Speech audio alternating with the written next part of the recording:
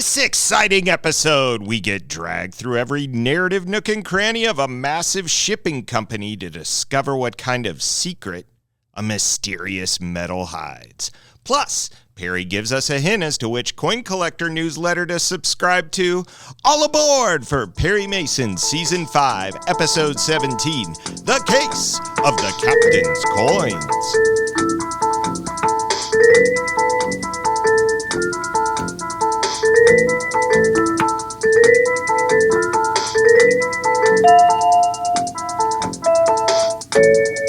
Welcome to the Perry Pod. I'm your humble host, Jonathan Searcy. My purpose? Pretty simple. Provide an audio companion to every episode of television's greatest legal drama, Perry Mason. Each episode, we give you a summary of the plot. We even compare plots with the Earl Stanley Gardner novel, if the episode was an adaptation. We give you a little trivia, reveal the episode's theme, and revel in a Perry proverb. That's a pearl of wisdom from the man himself. Before we head to the water cooler, where just like Perry, Della, and Paul, we can discuss the ins and outs of our fave legal cruise adventures. But first, say it with me, to the law library!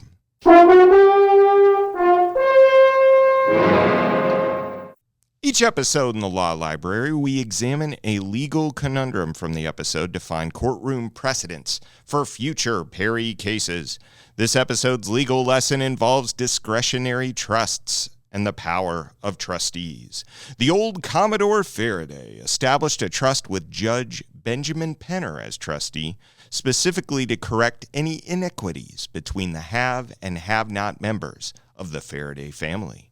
A discretionary trust in the name of Judge Benjamin Penner for the specific purpose of correcting any inequities between the so-called have and have-not members of the Faraday family. And this judge has the final say as to who the stock goes to. His decision can't be challenged? Let me read you the provisions. Realizing that such a gift in the form of a discretionary trust may be declared invalid, I give, devise, and bequeath to the said Judge Benjamin Penner the absolute title to the shares of stock, leaving it solely to his conscience and his friendship for me to see that my intentions are carried out. Let's examine the legal implications. Under trust law, a discretionary trust gives the trustee power to determine when to make distributions, to whom to make distributions, and how much to distribute. The key legal elements we see in this case: the trust was created with an absolute title given to Judge Penner. The Commodore specifically left distribution decisions to the trustee's conscience and friendship. The trust's purpose was explicitly stated, correcting family inequities, and the trustee's decisions cannot be legally challenged. This type of broad discretionary power is unusual, but legally valid if the trust's purpose is clearly defined, the class of potential beneficiaries is identifiable, and the trustee's powers don't violate public policy. Fun fact, the unseen Judge Penner gets mentioned in 2 more episodes and then seen in 2 more still. I guess the Faraday trust in Judge Penner is not unique. Now, let's get to the plot of this episode.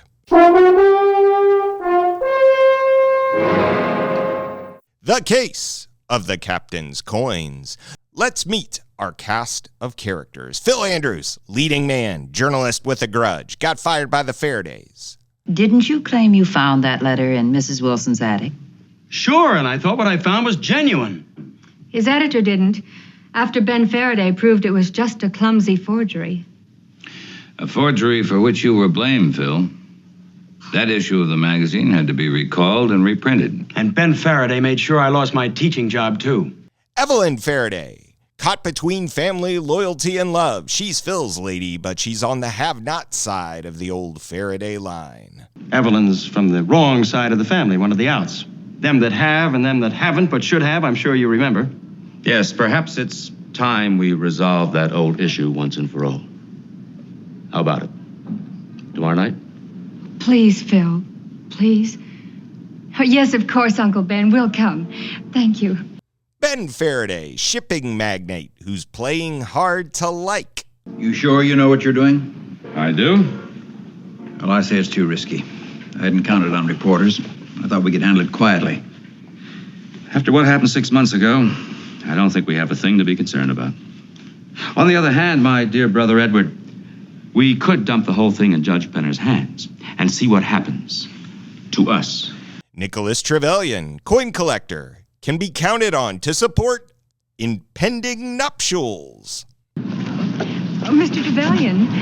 Yes. I'm Evelyn Faraday. This is Phil Andrews. How do you do? How do you do, sir? That insurance floater that you wired ahead for on your coin collection? Yes. The Faraday line office took care of it for you, and Mr. Faraday has a copy of the policy endorsement on board ship. Oh, thank you, Miss Faraday. Can we give you a lift? No, thank you. I've some errands in town, some things to purchase for the party tomorrow night. Well, then we'll take you shopping. After which you're going to have a champagne cocktail with us to celebrate. Carter Faraday, the have-not cousin, fighting for his fair share. I love that lovable old man.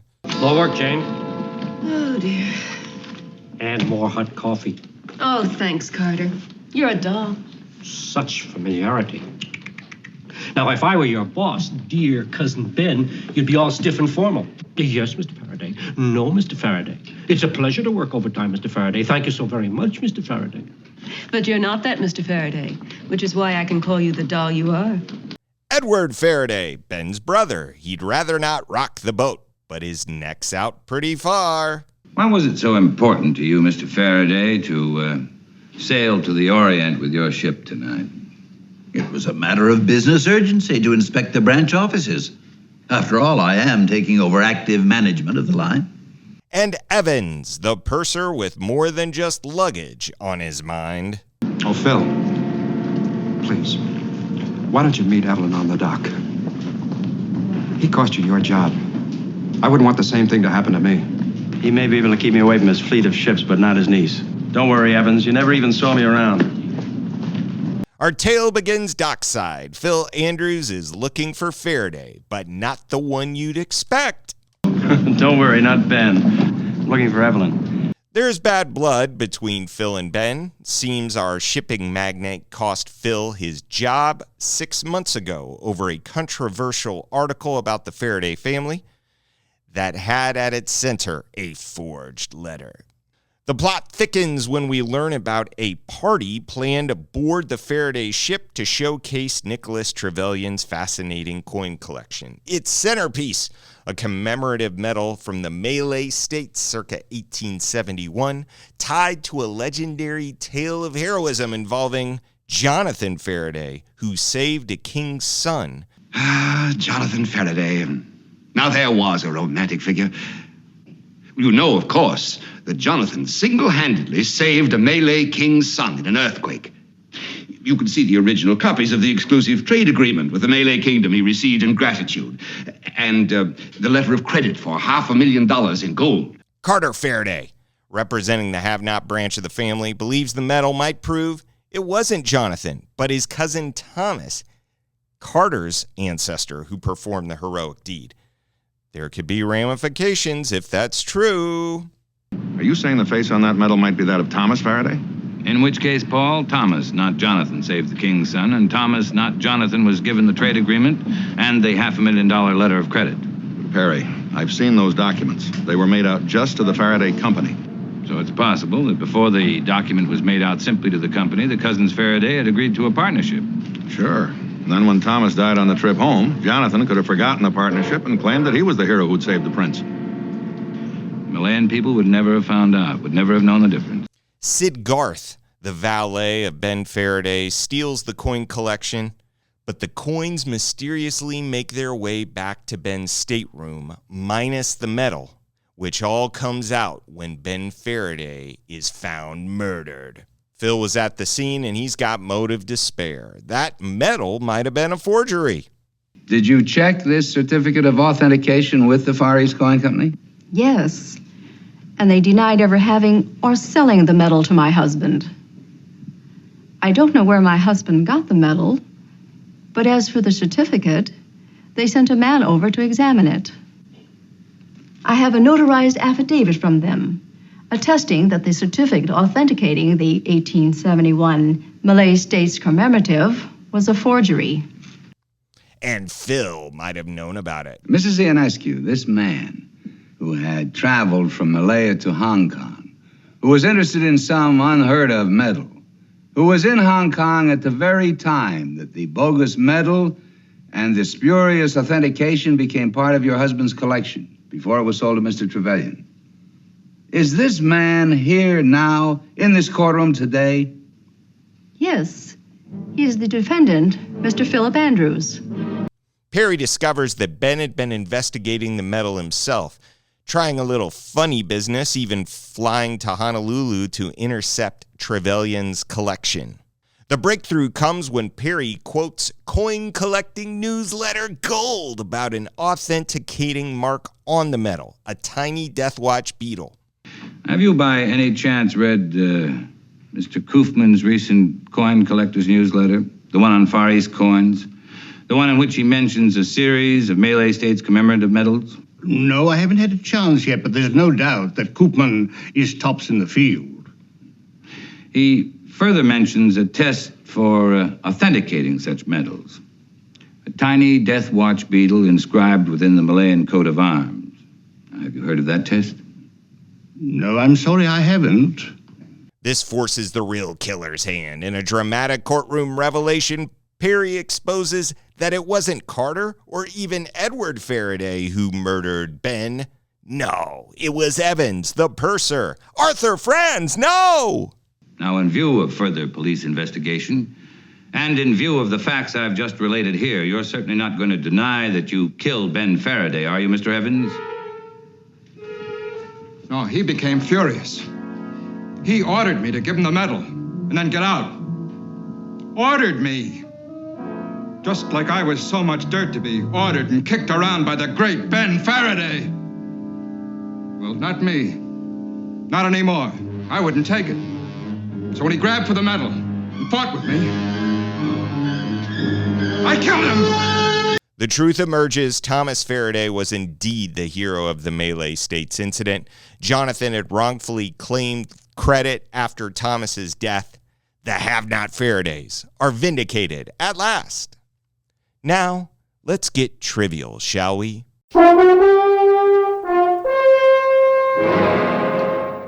Each episode in our trivia section, I give you 3 takeaways. A Paul is a subject worth investigating more. Adela is a deep dive on an actor or actress who guest starred in the episode. And finally, a Perry is something we learn about our intrepid hero. Our Paul for this episode sends our crack investigators on 2 fascinating trails. First, we want to know, what were the trade agreements between Western shipping companies and the Malay States, later confederated as Malaysia, in the 1870s? What kind of privileges did those agreements typically grant? Is there anything like an American shipping company having an exclusive deal because an American saved a regal scion during a tsunami? Our second prompt concerns coin collecting. Is there a go-to newsletter in 2025 for coin collectors among us? What was the real coin collecting newsletter go-to in 1962? Tell us what you find, Pauls.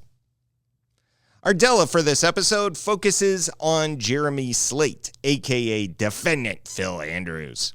Nothing's going to change my mind about Carter or about the disputed partnership.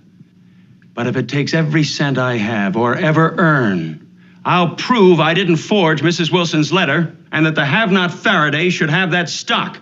Slate is super interesting, but as is the case with a lot of the supporting actors on Perry Mason, the facts about their lives are difficult to track down. So the Wikipedia article says things like, this guy was in D-Day. He won the equivalent of a Peruvian Tony Award. He was the student body president at St. Lawrence University. That kind of stuff. There's too much interesting material in more reputable sources to pass Slate up, but there wasn't enough to corroborate the testimony of Wikipedia. You'll remember that we saw Slate last season on the case of the ominous outcast. So what I'm going to do is something different. I'm going to read to you word for word 3 different sets of info on Slate. Here is the quick obit on Slate from the 2006 New York Times. Jeremy Slate, 80, the versatile actor who co-wrote and starred in the cult film Hell's Angels 69 and went on to appear in 8 seasons of the daytime drama One Life to Live, died Sunday at UCLA Medical Center of complications after surgery for esophageal cancer, his agent Bonnie Black said. Slate gained fame in the early 1960s on the TV series The Aquanauts, and a few years later appeared alongside Elvis Presley in Girls, Girls, Girls. He guest starred on nearly 100 TV shows, including Gunsmoke, Mission Impossible, Bewitched, and Police Story. Most recently, he was seen in the NBC sitcom My Name is Earl. Often cast as a tough guy, Slate appeared during the late 1960s in a string of biker films, including The Born Losers and Hell Angel 69, which he co-wrote. From 1979 to 1987, he was a regular on the ABC soap One Life to Live as Chuck Wilson, his longest-running role. End quote. Then I found this nugget from a book on Hollywood fight scenes. Quote, Jeremy Slate, a 165-pound, 6-footer, served with the Navy in World War II, played football for St. Lawrence University. Taking advantage of his Beach Boy good looks and physical handiness, he landed the co-lead in the underwater TV adventure, The Aquanauts, a.k.a. Malibu Run. He had a solid run in 1960s Hollywood, playing both good guys and bad guys, memorably providing menace for Tom Laughlin's Billy Jack in The Born Losers. Slate fought Elvis Presley in Girls, Girls, Girls, Dean Martin in The Sons of Katie Elder, Ross Hagen in The Miniskirt Mob, Adam Rourke in Hell's Bells, and Tom Stern in Hell's Angels 69. Frankie Avalon hit him with a guitar in I'll Take Sweden. And on TV, Slate faced George Maharis in 1962's Route 66 episode, Ever Ride with the Waves in Oklahoma, Ryan O'Neal in 1963's Empire episode The Loner, Robert Stack in 1963's Untouchables episode A Taste for Pineapple, and Michael Landon, 1968's Bonanza episode The Passing of a King. I absolutely love that. A paragraph that sums up every single on-screen fight the dude ever had. Finally, here's a paragraph from A Really Odd Place, a 500-plus page book by new journalist Gay Talese on sex in America circa 1980 called Thy Neighbor's Wife. In telling the story of free love prophet Sally Blinford, Talese tells the story of one of her longtime lovers, Jeremy Slate. Here's the paragraph that introduces Slate. Quote, a 6-foot blondish man in his 40s with blue eyes, a graceful athletic body, and an equally graceful sense of humor, Jeremy Slate had begun his acting career in 1958 on the New York stage with a substantial supporting role in the Broadway version of Thomas Wolfe's Look Homeward Angel. His performance in that Pulitzer Prize-winning play was instrumental in getting him to Hollywood, where during the next decade, he appeared in dozens of films and television shows. He co-starred in the CBS TV series Malibu Run, playing a scuba diver, portrayed a rocket captain in Men in Space, made guest appearances in such shows as The Defenders and Naked City. Slate was an outlaw in the film True Grit starring John Wayne, a Canadian airman in The Devil's Brigade featuring William Holden and Cliff Robertson, and played character roles in a number of other action films, westerns, and comedies starring such performers as Bob Hope and Elvis Presley. In 1968, after being divorced from his second wife, actress Tammy Grimes, he injured himself in a motorcycle accident while acting in a film about the Hells Angels. And for the next 8 months, with a broken leg encased in a 40-pound cast, he lived in virtual isolation in his Laurel Canyon apartment, brooding and meditating, smoking pot, and then a word I'm not going to repeat, a supporting actor unsupported for the first time in years by roles, directors, and controllable scenarios. So that's the provocative introduction to Jeremy Slate. Slate goes on to meet Blinford at Sandstone in Malibu, an infamous swinger's den. Yikes. No deets in any of these sources about his time on Perry Mason, but you certainly do not find that kind of information in that wide a variety of sources on every supporting actor in the Perry Mason canon. Had to share. Our Perry for this episode concerns our man's executing the trust for the Faraday family. Mr. Mason, you're the attorney for that trust. That's why I asked Evelyn to bring me here.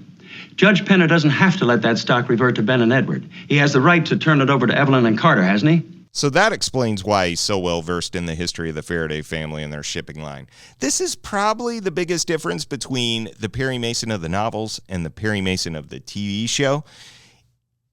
Perry Mason in the novels might have a stroke if he had a single consult about executing a trust, much less had to endure the legal work of actually executing said trust.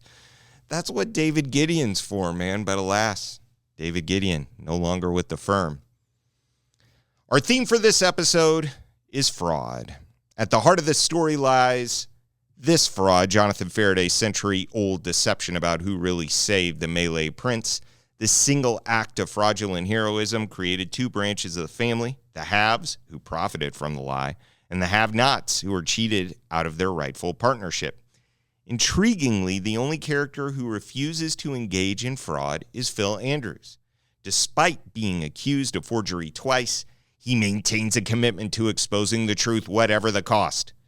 Perry himself points out the irony. There was a fake authentication document in Hong Kong meant to discredit a medal that was genuine. Sometimes the truth can shine through, even when surrounded by deception. Now, it's time for a Perry proverb. Our Perry proverb comes from a telling exchange Perry has with Paul Drake. Perry casually requests round-the-clock surveillance on multiple suspects. Paul protests, and Perry shoots him a proverb in response. Perry, I employ a staff, not an army. You better start recruiting. The lesson? Sometimes justice requires going beyond normal means and methods. Now, let's grab a swig from the water cooler. There is one thing I don't understand. Go on, Paul. Each time we visit the water cooler, we give you deleted scenes, 3 bits that didn't quite make the episode's final cut. Number 1, heading on a date without a lot of dough, Paul hits up Perry for some coins in the wake of his massive PI effort and starts singing "Brother, Can You Spare a Dime" in his best Bing Crosby croon.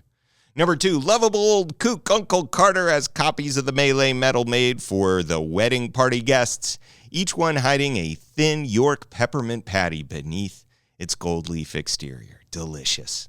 Number 3, Perry commissions an image of Della composed of typewriter keys as a tribute to her diligent question asking in this case. Hey, somebody's got to make up for David Gideon's absence. Our Paul prompt for the last episode concerned the weight of cash in the case of the Shapley Shadow. You'll remember that we had a suitcase filled with $20 bills that added up to $100,000. And we asked, how much would that suitcase weigh? Dad Drake had a quick, short, and sweet answer. Quote, a U.S. bill of any denomination weighs 1 gram. $100,000 in $20 bills equals 5,000 bills, or 5 kilograms, which equals roughly 11 pounds. End quote.